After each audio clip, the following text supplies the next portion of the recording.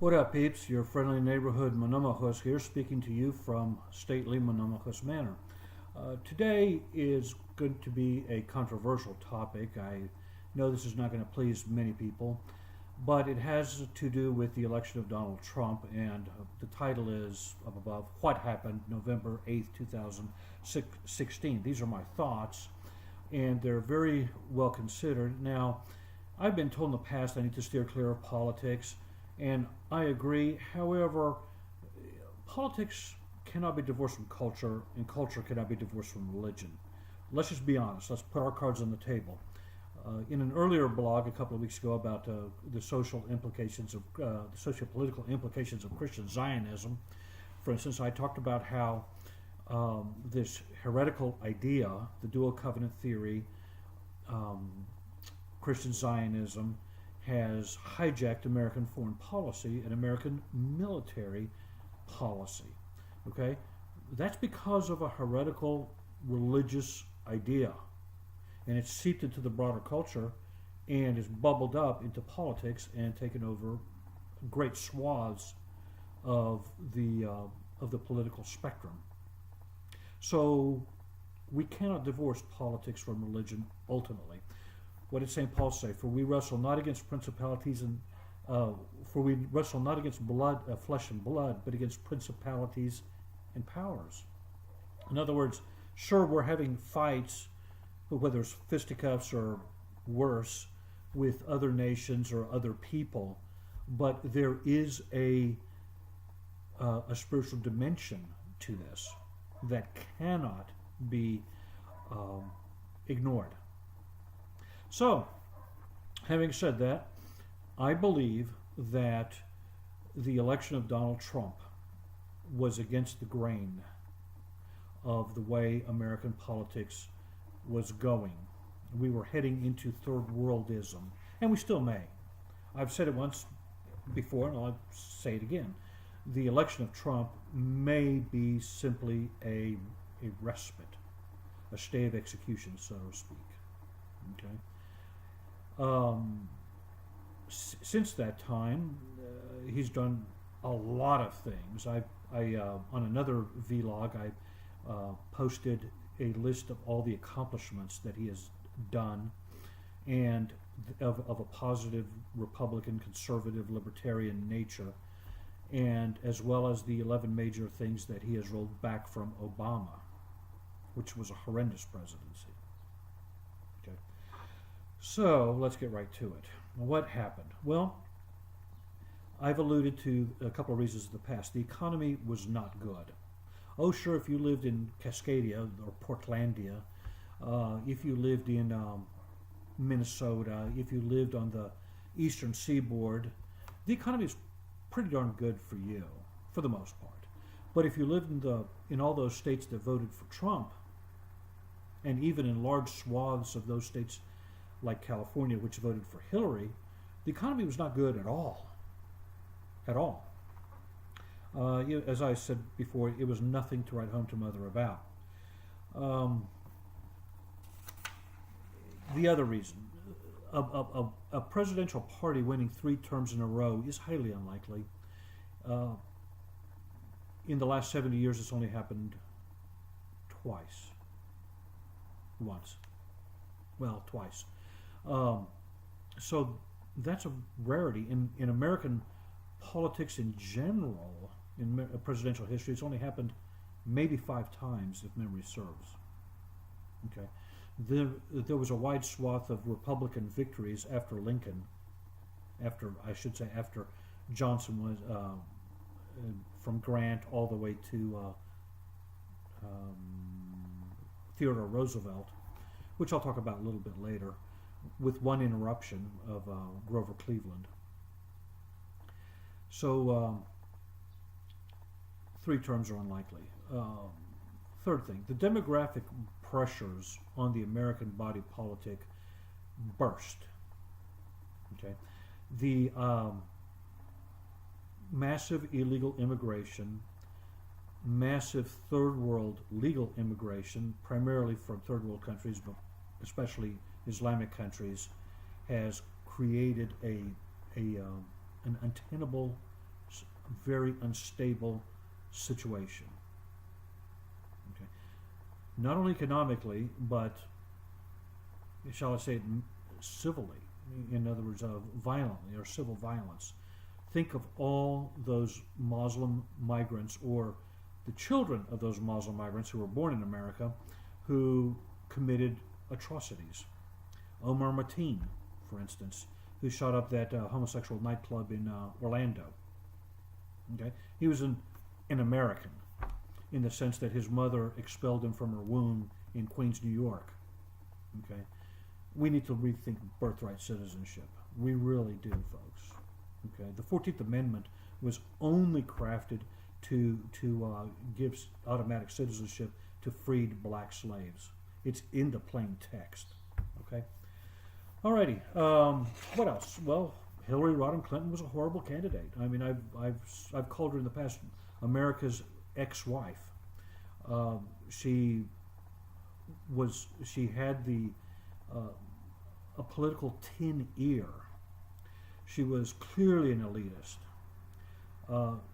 It was obvious to anybody that she looked down on certain types of people. And she was caught on tape actually calling these people deplorable, and even putting them in a basket of irredeemables or something like that. Okay. She is what I would call a Versailles Democrat. Okay. People who really believe that they are better than anybody else, and it's their God-given right to rule. Alrighty, the people broadly intuited that something was wrong with her, not just mentally and intellectually and culturally an elitist, but she wasn't that healthy. Okay, she really had some problems, and it was obvious. And consider there was a 70-year-old man traipsing all over America, especially the Rust Belt, doing 5 rallies a day at one time, starting at 7 and ending up in 100 miles away at 2 o'clock in the morning, and turning out crowds like you wouldn't believe, even in solidly blue states like Vermont and New Hampshire and California and Illinois. Something was afoot. Okay? Alrighty. So basically, our elites live in a bubble. And I call them a kakistocracy. That's as opposed to an aristocracy.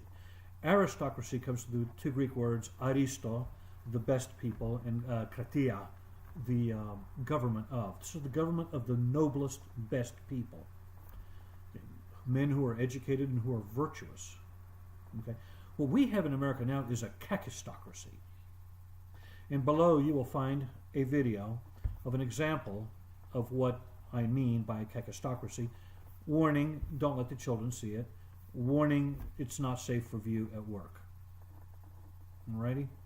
And basically, it's about our media elite, our entertainment elite, who are truly despicable people. Truly despicable people. And yet they have the temerity to look down on people who get up at the crack of dawn and trudge off to labor in the fields or in some office job as deplorable.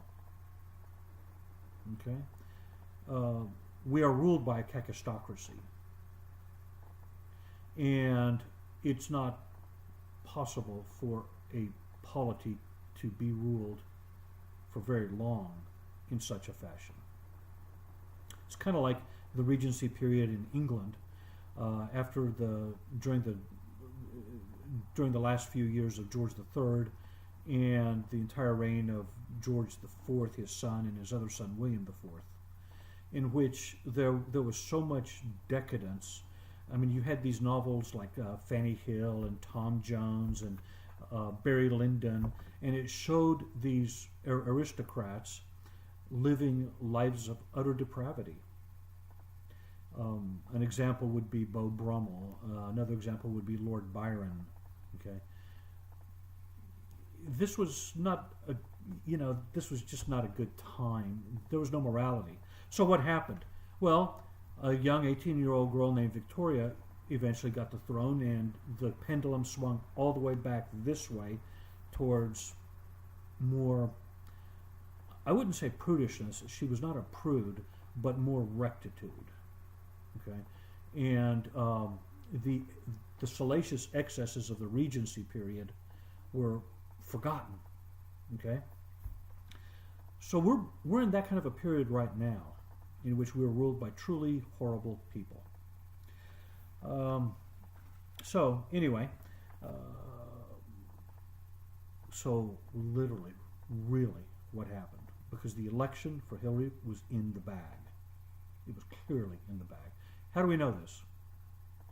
Because around 7:30 p.m. Central Standard Time, the stock markets around the world started crashing. They knew something was afoot. That was number one. Number two, the major media conglomerates shut down, basically. They didn't report any more states outside of Kentucky, Indiana, Oklahoma, Vermont, those states that were solidly in the bag for either Trump or Clinton. They stopped reporting the results. Had it been the other way around, they would immediately have declared Clinton the victor by 9 p.m. Central Standard Time. But they didn't, because they were looking for the votes. They literally were looking for the votes. They didn't know what the hell happened. I knew something was afoot when I got a call from somebody that told me that Virginia looked like it was going to go for Trump. He was 60,000 votes ahead. I couldn't believe that. But I knew something was going on. And I got enlivened and emboldened. When Wisconsin was called for Trump about 11 p.m. Central Standard Time, my time, I knew then that Trump was going to win. But they waited another 3 hours to announce it. I did that because of the math, because those 10 votes were what she needed to make it. If Trump didn't get those votes, he wasn't going to win. Okay. So anyway, that's basically what happened, and I believe that the Lord spared us, gave us a reprieve. And I know this sounds scabrous and scandalous because of the type of man that Donald Trump is. I concede that. But that's not for us to decide. We, as Orthodox Christians, as Christians in general, are called upon to pray for the emperor, whoever he is. I prayed for Barack Obama, even though he ruined this nation with his policies. Because the Apostle Paul said, pray for the emperor. Jesus himself submitted to the political authority. He didn't have to. Nobody knew what Jesus looked like. At Gethsemane, he could have escaped, and nobody would have ever known. I mean, you didn't go into the Judean post office and look at the 10 most wanted list and see Jesus' picture on the 10 most wanted list. Okay, that's why they had to hire an infiltrator to point Jesus out. Judas kissed Jesus. And even then, Jesus was fairly well armed. He had a band of followers with him. They could have fought, and he could have escaped. He could have done it miraculously. But he submitted to the civil authority. So too we are enjoined to pray for our leaders, whether we like them or not. Anyway, I know this is controversial. It's a little long. Please forgive me. But I felt called upon to make it. I hope you have a profitable rest of your Lent. Pax Vobiscum. Let's try to love one another, and adios.